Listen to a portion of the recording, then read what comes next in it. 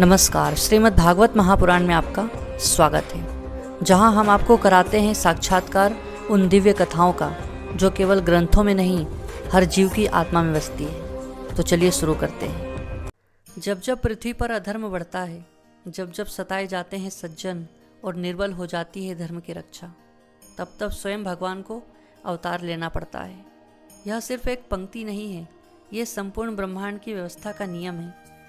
और जब अधर्म की सारी सीमाएं टूट गई, जब राक्षसी शक्तियां पृथ्वी पर नाच रही थी, तब हुआ श्री विष्णु का अवतार, श्री कृष्ण का जन्म। हजारों वर्षों पहले पृथ्वी पर राक्षसों ने मानवता का नाश करना शुरू कर दिया था। कंस, जो मथुरा का राजा था, एक निर्दयी, क्रूर और अहंकारी राक्षस था। उसने अपनी ही बहन देवकी और उसके पति वासुदेव को बंदी बना लिया।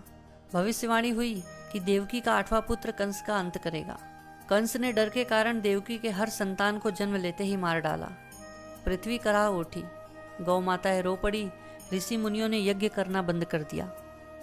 तब पृथ्वी माता एक गाय के रूप में ब्रह्मा जी के पास गई और बोली, प्रभु, इस धरती पर अधर्म का अंधकार छा गया है, कृपया कोई उपाय कीजिए।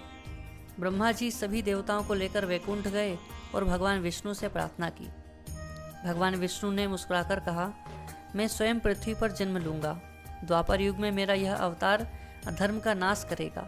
मैं वासुदेव और देवकी के पुत्र के रूप में जन्म लूंगा और कंस के आतंक को समाप्त करूंगा। देवताओं को आदेश मिला, वे सब गोकुल, वृंदावन, मथुरा में जन्म लें और श्री कृष्ण की सहायता करें। कंस ने अत्याचार की सारी सीमाएं पार कर दी। मंदिरों को तोड़ा गया, यज्ञ रोक दिए गए, ब्राह्मणों की हत्या शुरू हो गई। देवकी के 6 बच्चों को वह अपने हाथों से मार चुका था। 7वें गर्भ को, जो बलराम थे, योग माया ने रोहिणी के गर्भ में स्थानांतरित कर दिया। अब 8वां गर्भ यानी श्री कृष्ण आने वाले थे। रात्रि के अंधकार में जब मथुरा की जेल में सन्नाटा था, जब बिजली कड़क रही थी, वर्षा हो रही थी, उस रात भाद्रपद मास की कृष्ण पक्ष की अष्टमी तिथि को रोहिणी नक्षत्र में हुआ श्री कृष्ण का अवतरण। देवकी और वसुदेव को भगवान का दिव्य रूप दिखाई दिया, शंख, चक्र, गदा, पद्म धारण किए हुए। श्री कृष्ण बोले, माता पिता, डरिए नहीं, मैं वही नारायण हूँ जिसकी आप पूजा करते हैं। मुझे अब नंद के घर पहुँचा दीजिए। बांध अपने आप खुल गए, जेल के पहरेदार सो गए। वासुदेव जी ने श्री कृष्ण को टोकरी में रखा और यमुना पार कर गोकुल की ओर चल पड़े। यमुना मैया ने मार्ग दिया। नंद बाबा के घर माता यशोदा ने एक पुत्री को जन्म दिया था, वही योग माया थी। वासुदेव श्री कृष्ण को वहां रखकर योग माया को लेकर लौट आए। श्री कृष्ण सिर्फ एक पुत्र नहीं थे, वे धर्म की पुनर्स्थापना, अधर्म का नाश और भक्तों की रक्षा के लिए अवतरित हुए थे।